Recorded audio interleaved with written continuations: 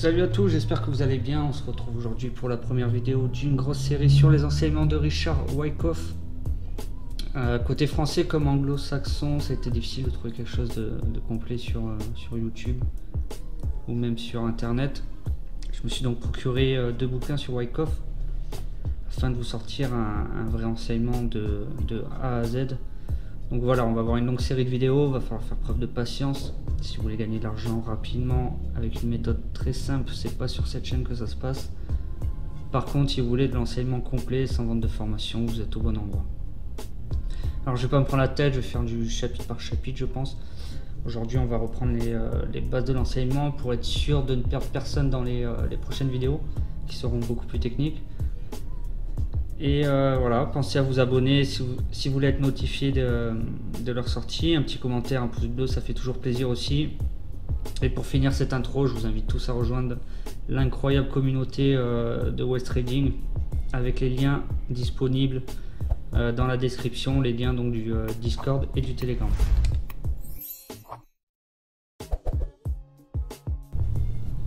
Allez, on va commencer sur le PDF. Vous avez le PDF sur le Discord, hein, ceux qui veulent. Vous avez le lien en description. Donc on va commencer avec un peu d'histoire avec ce monsieur Richard Wyckoff, qui était un financier et analyste technique renommé du XXe siècle. Donc il est connu pour avoir développé la méthode Wyckoff. Wyckoff croyait en l'importance de comprendre les forces sous-jacentes du marché, en mettant l'accent sur la manipulation des prix par les grands acteurs du marché. Donc voilà, c'est exactement ce que dit ICT pour ceux qui font du ICT et qui ne savaient pas, à la base c'est des pensées et c'est des techniques de Wyckoff. Donc c'est assez inspiré, donc c'est pas non plus copier-coller à 100%, mais c'est bien inspiré de certaines choses sont bien inspirées de Wyckoff.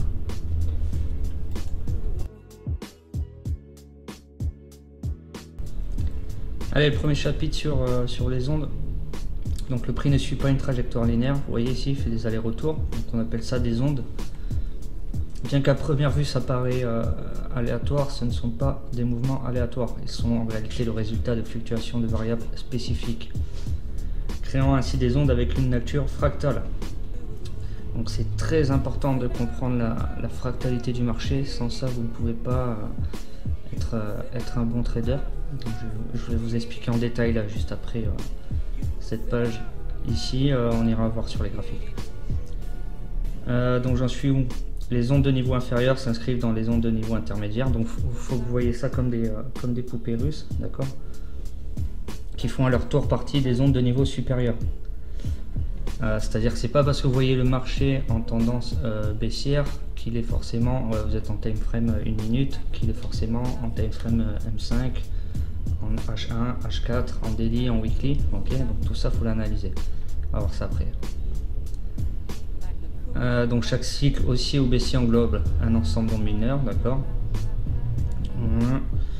L'analyse des ondes nous offre une perspective éclairée sur les variations relatives entre l'offre et la demande, ok, et elle nous éclaire également sur la vigueur ou la fragilité relative des forces d'achat et de vente au fil de l'évolution des prix. Ça aussi on va l'étudier dans les premiers chapitres aujourd'hui. Grâce à une analyse réfléchie des ondes, vous développerez progressivement la compétence de discerner la fin d'une onde, donc anticiper un changement de tendance.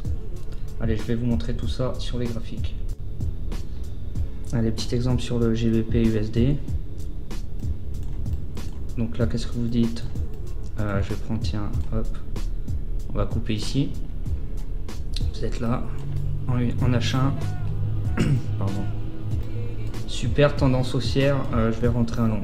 Donc grave erreur, pourquoi? Parce que là vous analysez seulement une time frame. Il faut avant de prendre un trade, analyser toutes les time frames, ok? Donc on se positionne en weekly. Qu'est-ce qu'on voit en weekly? Déjà qu'on est en tendance baissière, ok? Donc déjà nouvelle information très importante. Tendance baissière, donc retournement du marché très prochainement. Très prochainement, pourquoi? Donc moi j'aime bien utiliser un Fibo par exemple, ok, tac, je prends toute cette impulsion ici et je sais que très souvent soit on se retourne sur un 0,5, soit on se retourne dans l'OTE ici entre le 0,705 et le 0,620. Donc je place mon OTE ici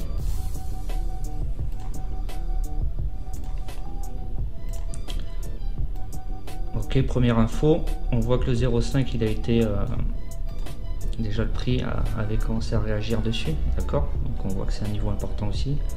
Deuxième info, qu'est-ce qu'on peut voir ici? On peut voir que ici on a une zone, un niveau clé, donc une zone support résistance assez importante sur tout ce niveau là, d'accord.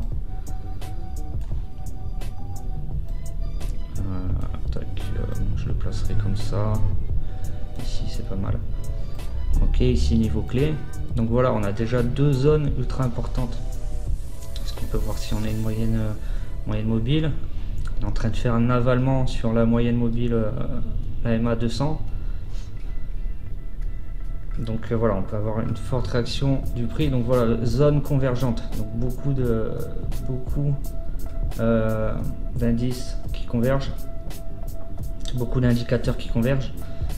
Donc ici il faut se méfier, et tout ça je le sais parce que je suis monté en weekly et que j'ai analysé où se trouvait le marché en weekly. Donc après vous descendez en daily, en 4 heures, en achat. Vous voyez, c'est pas parce que le marché est haussier en 1 heure qu'il va l'être en weekly, en daily, etc. Ok, donc c'est ça la fractalité du marché. C'est ça qui est très important à faire avant de prendre chaque trade. Vous devez voir où vous vous situez pour savoir si c'est une zone entre guillemets tranquille.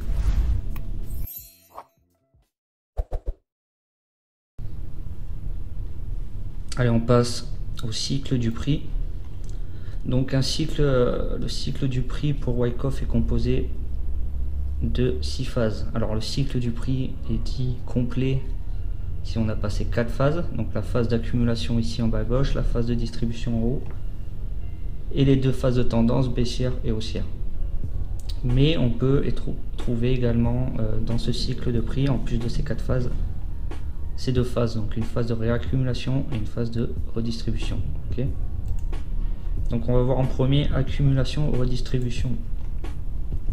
Donc c'est cette phase et celle-là, je les ai mises ensemble parce que vous voyez, on vient pour toutes les deux, on vient d'une tendance baissière. On en a une, la phase d'accumulation, on va sortir et avoir une tendance haussière, et la phase de redistribution, on va sortir et avoir une tendance baissière. Ok. Pendant la phase d'accumulation, les traders pro achètent tout le stock disponible. Donc les traders pro, c'est les institutionnels, ok, les banques, les puissances financières, le composite man, comme dit Wyckoff. Une fois l'offre épuisée, ils amorcent la hausse. Cette phase suit le chemin le plus facile. Ils s'assurent qu'il y ait peu de résistance, offre, pour atteindre des prix plus hauts. C'est crucial car sans clarté sur l'absence de vendeurs, ils n'entament pas la montée, effectuant des tests. Si l'offre en revanche est trop forte, le chemin facile est vers le bas, entraînant une baisse des prix. On aura donc affaire à une redistribution. Ok. Si l'offre est trop forte, on a affaire à une redistribution ici. Et si l'offre n'est pas trop forte, ils vont reprendre le chemin vers le haut et on aura affaire à une phase d'accumulation. Tendance haussière et baissière. En phase de hausse, on a une forte demande des acheteurs, surtout des gros traders et du public. Cela pousse le prix vers le haut. Donc une fois en fait qu'on sort de l'accumulation, on a une tendance haussière et c'est là que les retails vont rentrer et vont pousser les prix. Ok. On a les personnes avides qui vont rentrer plus tard. Les traders avec des très bonnes connaissances qui vont rentrer juste après. Mais voilà, la meilleure position, c'est les institutionnels qui l'ont, et c'est ici, ok, durant la phase d'accumulation. Ce mouvement continue jusqu'à ce que chacun juge le prix intéressant. Acheteur clôture, vendeur se positionne à la baisse. Pendant la tendance baissière, l'offre des vendeurs est plus agressive que la demande des acheteurs, de sorte que l'on ne peut s'attendre qu'à une baisse du prix. Donc les acheteurs qui clôturent et les vendeurs qui se positionnent, quand on voit un ralentissement de la tendance, c'est que les premiers entrants sur le marché en longue commencent à clôturer leur position, donc les institutionnels, et on a les premiers vendeurs qui commencent à se positionner aussi. Donc c'est là qu'on voit donc ça on le verra aujourd'hui dans les prochains chapitres, comment on va voir comment dire, une fin de tendance, ok, comment anticiper ça, d'accord. Dernière phase, les deux dernières, distribution, réaccumulation. Donc là, je les ai mises ensemble, c'est quand le prix il vient à la hausse juste avant. Donc soit on se retourne, on a affaire à une distribution, ou alors on repart à la hausse et on a affaire à une réaccumulation. D'accord? Donc c'est tout l'inverse de ce que je viens d'expliquer ici. Pardon. Le marché entre dans la phase de distribution marquée par la formation d'un plafond. Okay. C'est à ce moment que les gros traders achèvent de vendre le stock qu'ils avaient acquis précédemment. On observe également l'arrivée des derniers acheteurs à vide, ainsi que celle de traders bien informés sur le marché. Lorsqu'ils constatent que la trajectoire la plus facile est désormais orientée vers le bas, ils initient la phase de la tendance baissière. Et si la trajectoire observée est plus facile vers le haut, on a affaire à une réaccumulation. Okay. Et pour résumer, le cycle est considéré comme achevé. Donc ce que je vous ai expliqué, accumulation, distribution, tendance à la baisse, tendance à la hausse, c'est un cycle complet pour Wyckoff. Okay. Donc ces cycles se produisent dans toutes les temporalités. C'est pourquoi il est important de prendre en compte tous les horizons temporels. Donc là, ça revient à la fractalité du marché que je vous ai expliqué juste avant. Car chacun d'entre eux peut se trouver à des stades différents. Il est nécessaire de contextualiser le marché de ce point de vue afin d'en faire une analyse correcte. Une fois que vous aurez appris à identifier correctement les 4 phases du prix et adopter un point de vue totalement impartial sans tenir compte des nouvelles, des rumeurs, des opinions et de vos propres préjugés, il vous sera relativement plus facile de tirer le meilleur parti de vos transactions de trading.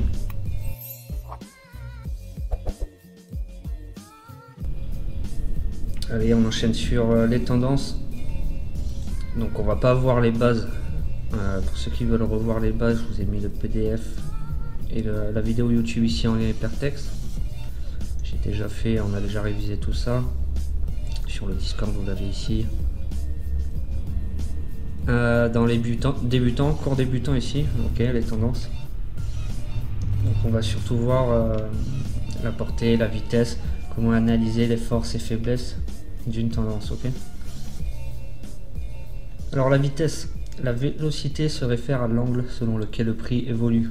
Ainsi, si le prix augmente plus rapidement qu'auparavant, comme ici, cela indique de la force. En revanche, s'il augmente plus lentement qu'auparavant, cela suggère de la faiblesse. Prendre un exemple là. Par exemple, là on part en tendance haussière. Vous voyez qu'ici, on va prendre ça comparé à ici. Ici, on a de la force, d'accord. Et un second exemple, on peut prendre ici, voilà, sur ce mouvement par exemple.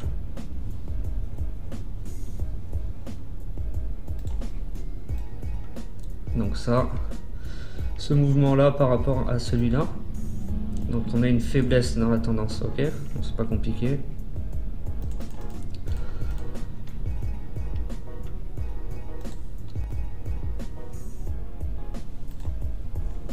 Allez, la portée. Donc afin qu'une tendance perdure, chaque impulsion doit surpasser la précédente. Comme ici la 2 par rapport à la 1. Donc les impulsions c'est d'ici. On peut prendre le bas jusqu'au haut ici. Ou là c'est un peu plus complexe, vous pouvez reprendre le retracement. Mais vous pouvez très bien commencer comme ça. Prendre juste le mouvement de l'impulsion, ok. Du 1 ici ou 2 ici, d'accord. 2 ici et 3 ici. Quand vous aurez un peu plus, quand vous maîtrisez un peu plus, vous pouvez faire les retracements ici, d'accord. Si une impulsion ne parvient pas à réaliser de nouveaux progrès dans le sens de la tendance, cela constitue un avertissement que le mouvement pourrait toucher à sa fin. Cela s'applique de même à la distance entre les extrêmes. Donc le high ici jusqu'au high ici, pareil, ne faites pas les... là il fait les tests, ne vous embêtez pas, faites les high. Ok, comme indiqué sur le 3 et le 4. Je vais vous montrer un exemple sur les graphiques. Donc ce que je vous conseille aussi, c'est que la première impulsion dans un changement de tendance est très souvent très souvent forte. Donc forcément la première va être plus forte que la deuxième, donc vous ne la prenez pas en compte. Par exemple ici on oublie ça.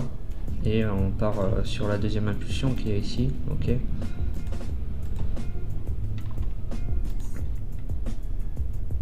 Troisième impulsion qui est ici. Quatrième ici. Cinquième ici. Sixième ici. Donc là, deuxième plus forte que la première, donc on sent une force dans la tendance, d'accord. Vous prenez la règle hein, si vous voulez mesurer. Ok, ici on est sur du 6%. Ici on est sur du 7%. Et là on voit donc un affaiblissement de la tendance, 3%. Là on devrait être à 3, 3,5 aussi, non 3,25. Donc ça se maintient. Et là ça raccourcit encore 2,60, ok. Donc là on voit un beau essoufflement de la tendance avec des impulsions de plus en plus faibles. Si maintenant on prend les tops, donc là à la limite on peut prendre le premier sans un souci. Ok, les deux premiers extrêmes. Le deuxième par rapport au troisième qui est plus haut que le premier par rapport au deuxième. Donc on a de la force dans la tendance. Là on voit l'essoufflement. Ça se maintient. Et ça se rapetit encore. Ok. Donc là on voit de l'essoufflement dans la tendance avec les extrêmes. Et on va passer à la suite.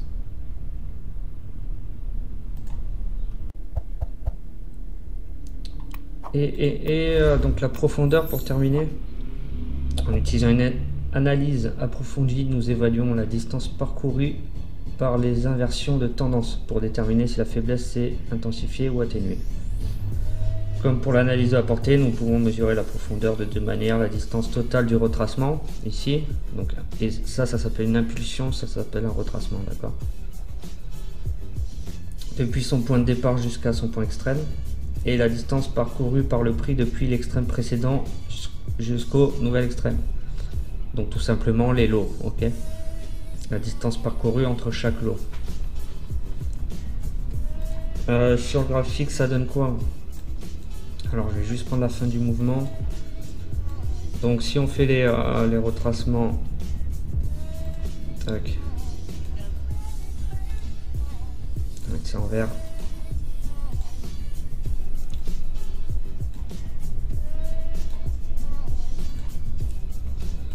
Ok, donc on voit une augmentation. Donc une augmentation signifie que les vendeurs essaient de reprendre le contrôle de plus en plus. Donc une fin de mouvement, une fin de tendance, un futur changement de tendance potentiel sur les retracements. Et on va tracer les différents lots.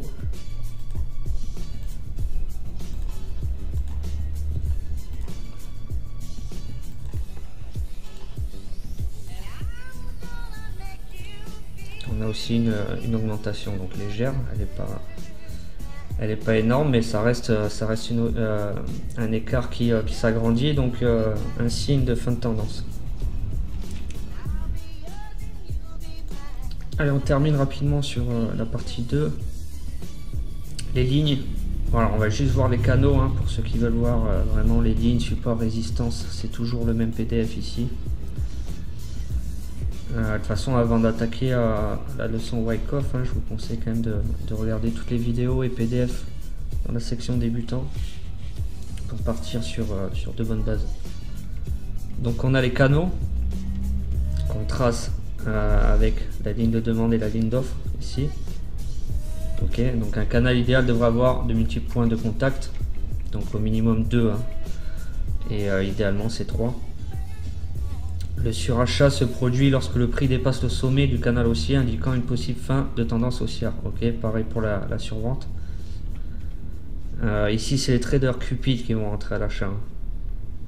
Ce qu'on attend en général, voilà, c'est que ça passe ça. Et on va rentrer sur le retracement derrière, sur la réintégration canal. On peut très bien TP1 sur le bas de canal et tenter après un TP2 plus bas ici. Pour vous montrer des exemples, Je crois que j'en ai sur un, je dois en avoir un sur le NAS. Ouais, voilà, ici par exemple. Pour le tracé, c'est cet indicateur ici. Alors, où il se trouve à droite, je sais plus. Il doit être là. Non. Est-ce que c'est vraiment important? Bah non, il est pas dans le texte. Ouais, bon, vous le cherchez vous-même. Ok, c'est celui-là. Vous tracez 2 points ici, n'importe où. Hop, et après vous faites votre canal. J'en ai un sur le NAS, j'en ai un aussi sur l'euro, je crois. Vous voyez là. Ok. Bon, vous voyez le système.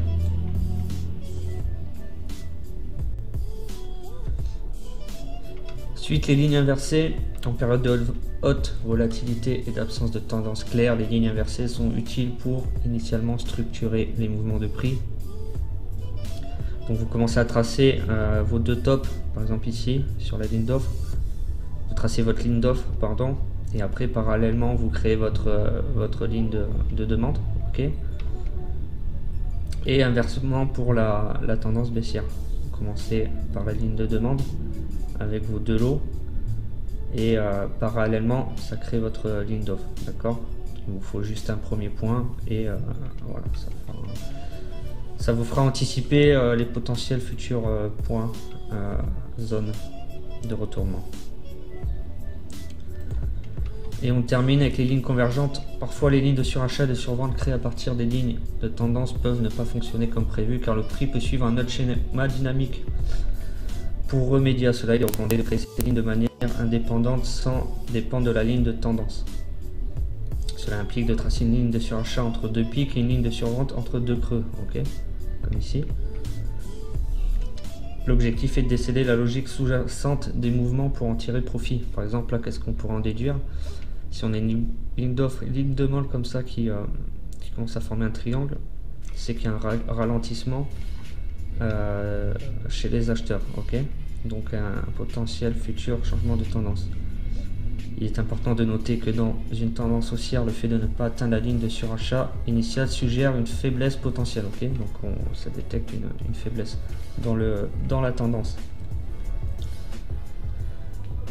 Suggère une faiblesse potentielle et avertit d'un possible retournement à la baisse. De même, dans la tendance baissière, l'incapacité à atteindre la ligne de survente initiale indique une force sous-jacente et alerte sur un possible retournement à la hausse. Et voilà, c'est tout pour cette première partie. J'espère qu'elle vous a plu. On fera, alors il y aura une deuxième partie, elle sera peut-être que en PDF parce que ça sera sur le processus. Sur les 3 lois de Wyckoff. J'ai pas envie de faire une vidéo lecture, quoi. Donc je ferai peut-être la deuxième partie que en PDF qui sera sur le Discord. Et on attaquera directement en vidéo l'accumulation, toutes les phases, les événements, le processus, les différents schémas d'accumulation aussi, parce qu'il y en a 2, il n'y en a pas qu'un seul. Et voilà, on verra tout ça dans la prochaine vidéo. J'espère que la vidéo vous a plu. N'hésitez pas à me dire ce que vous en pensez dans les commentaires. Et on se retrouve très bientôt pour une prochaine vidéo.